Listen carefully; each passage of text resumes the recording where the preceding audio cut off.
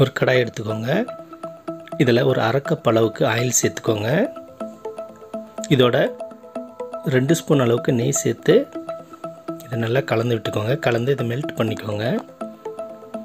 இந்த oil first சூடு பண்ணிவிட்டு சிம்மில் வச்சுக்கோங்க. இதில் 1 கப் அளவுக்கு ரவை சேர்த்துக்கோங்க. 1 கப் அளவுக்கு ரவை சேர்த்து ஒரு 3 நிமிஷம் நம்ம சிம்மில் இதை வறுத்துக்கலாம். 3 நிமிஷம் நல்லா இதை வறுத்துக்கோங்க. ஒரு 3 நிமிஷம் நல்லா அது வறுபடும் போது இந்த மாதிரி பொங்கி வரும். இந்த டைமில் அடுப்பை ஆஃப் பண்ணிடுங்க. அடுப்பை ஆஃப் பண்ணிவிட்டு ரவை எடுத்து அதே கப் அளவில் 1 கப் அளவுக்கு மில்க் பவுடர் எடுத்து ஃபஸ்ட்டு பாதி மட்டும் சேர்த்து இதை நல்லா கலந்துக்கோங்க.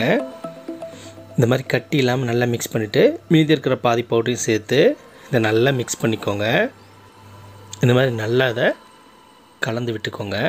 இந்த மாதிரி மிக்ஸ் பண்ணி இதை எடுத்து வச்சுக்கோங்க. நெக்ஸ்ட்டு ஒரு கடாய் எடுத்துக்கோங்க. நம்ம ரவை எடுத்த அதே கப் அளவில் 1 கப் அளவுக்கு தண்ணி சேர்த்துருங்க. அதே அளவுக்கு சர்க்கரை சேர்த்து நல்லா ஃபஸ்ட்டு கலந்து விட்டுக்கோங்க. சர்க்கரை நல்லா கலந்து நல்லா கரைஞ்ச பிறகு ஒரு கொதி வரட்டும். இந்த மாதிரி ஒரு கொதி வந்த உடனே மீடியம் ஃப்ளேமில் வச்சுக்கோங்க. அடுப்பை மீடியம் ஃப்ளேமில் வச்சுட்டு நம்ம ஃப்ரை பண்ணி வச்சுருக்கிறதான அந்த ரவையை பாதி அளவுக்கு ஃபஸ்ட்டு சேர்த்து நல்லா கலந்து விட்டுக்கோங்க.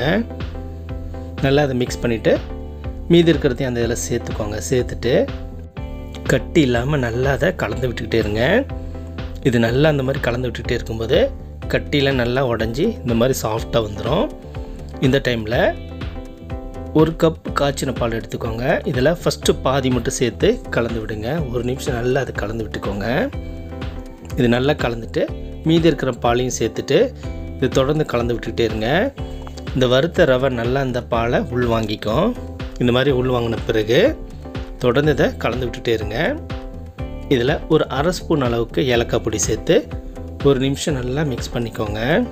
இந்த மாதிரி 1 நிமிஷம் நல்லா கலந்துட்டு ஃபைனலாக 1 ஸ்பூன் அளவுக்கு நெய் சேர்த்துட்டு இது தொடர்ந்து நல்லா கலந்து விடுங்க. இது நல்லா திரண்டு வர கண்டிஷனில் இந்த மாதிரி நல்லா திரண்டு வர டைமில் அடுப்பு ஆஃப் பண்ணிடுங்க.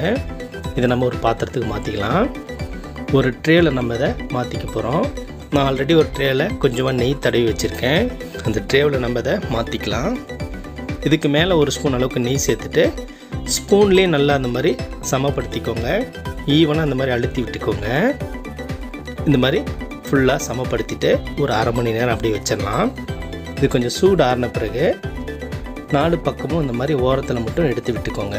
எடுத்துகிட்டு இதை நம்ம ஒரு பிளேட்டுக்கு நம்ம மாற்றிக்கலாம். இந்த மாதிரி ஈஸியாக அந்த மோல்டுலேருந்து வந்துடும். இதை தனியாக எடுத்துகிட்டு மைசூர் பாய் எப்படி கட் பண்ணுறோமோ அந்த ஷேப்புக்கு நீங்கள் கட் பண்ணிக்கோங்க. இந்த மாதிரி கட் பண்ணிக்கோங்க. இதை நான் ஒரு பீஸ் எடுத்து காமிக்கிறேன் பாருங்கள். பார்க்கவே எவ்வளோ சூப்பராக இருக்குது. மைசூர் பாவ் மாதிரி இருக்கும். இந்த டேஸ்ட் ரொம்பவே சூப்பராக இருக்கும். கொஞ்சம் டிஃப்ரெண்ட்டாகவும் இருக்கும். இதை நீங்கள் வீட்டில் குழந்தைங்களுக்கு செஞ்சு கொடுத்தீங்கன்னா ரொம்பவே லைக் பண்ணி சாப்பிடுவாங்க. இதை நீங்களும் ட்ரை பண்ணி பாருங்கள்.